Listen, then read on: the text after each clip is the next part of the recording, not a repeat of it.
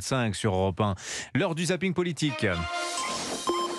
Europe 1 matin. Et le lundi, c'est avec vous, Dimitri Vernet. Bonjour Dimitri. Bonjour à tous. Alors que le conflit entre les terroristes du Hamas et Israël s'intensifie, les actes antisémites en France, eux, se multiplient. Écoutez le nouveau bilan donné par le ministre de l'Intérieur, Gérald Darmanin, hier soir sur France 2. Le nombre d'actes antisémites a explosé en effet, plus de 1000 actes antisémites en 3 semaines. Exactement, 1040 exactement. Soit 35 par jour, c'est énorme. Impossible de le nier, le conflit est bel et bien arrivé sur notre sol. Pour s'en rendre compte, il n'y a qu'à écouter l'imam Mohamed Karat, professeur au lycée privé d'Avéros, faire l'éloge du Hamas. Nous sommes fiers de la notion du djihad. Si les Occidentaux veulent lui donner une autre définition, c'est leur problème. Ce n'est pas le nôtre. De la pure apologie du terrorisme. Ah bah là c'est limpide. Ouais. Oui. Comme lors des manifestations pro-palestiniennes à Montpellier ce week-end par exemple. Elle est proportionnée à l'acte héroïque du 7 octobre. En réalité, l'acte du 7 octobre, c'est un battement d'aile, de papillon. Ou encore à Paris.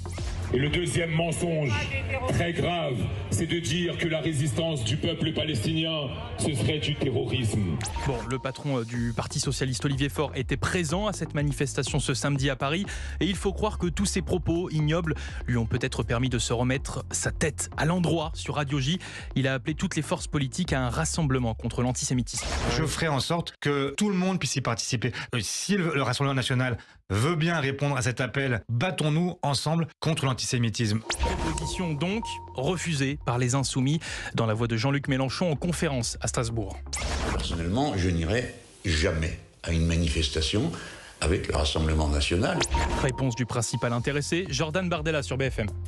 Ça tombe bien parce qu'on n'a pas envie de défiler avec quelqu'un qui est le porte-parole du Hamas en France. Bon, ça a le mérite d'être clair. Le président du Rassemblement national qui a bien dû écouter le ministre de l'Intérieur hier soir sur France 2, puisque bien oui, la grosse actualité du jour, c'est l'arrivée au Sénat du projet de loi immigration. D'abord, ce texte, c'est la fermeté. Fermeté contre les étrangers délinquants. Fermeté contre l'immigration irrégulière. Fermeté contre tous les passeurs, les marchands d'humains. Il n'y a pas d'autre mot. Non mais qu'est-ce qu'ils me font en régie là ? C'est pas possible, ils sont en forme ce matin. Coupez-moi ce disque, merci.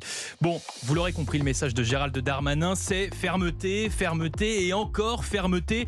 Enfin, fermeté, pas aux yeux du député RN Laurent Jacobelli sur France Info. Sur le papier, pourquoi pas ? Première mesure concrète, on va régulariser des sans-papiers qui travaillent illégalement. Franchement, on marche sur la tête. Après, il est vrai que ce texte ressemble clairement à un fameux « en même temps », encore une fois, surtout quand on entend la première ministre Elisabeth Borne sur France Inter. C'est à la fois de pouvoir être plus efficace, d'éloigner plus vite ceux qui n'ont pas à être sur notre sol, et en même temps de mieux intégrer ceux qui ont vocation à y rester. Ah, la fermeté semble déjà bien loin. Il se fait en plus court-circuiter sa communication, Gérald Darmanin, par Elisabeth Borne, et aussi par le ministre de l'Éducation nationale, Gabriel Attal, qui de son côté, sur TF1, a livré des propos forts sur le harcèlement scolaire, en parlant de son cas personnel. Le commentaire qui était posté, c'était en pédale, tafiole, tarlouse. Donc je pense que c'était sur une orientation sexuelle supposée à l'époque, puisque moi j'en parlais pas.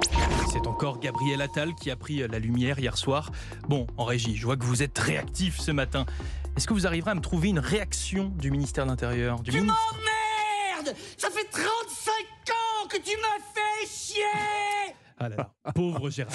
Mais oui, c'est la régie, on y croit. Merci Dimitri Vernet. On va retrouver avec plaisir demain matin le zapping politique sur Europe 1 tous les jours à 9h moins 5.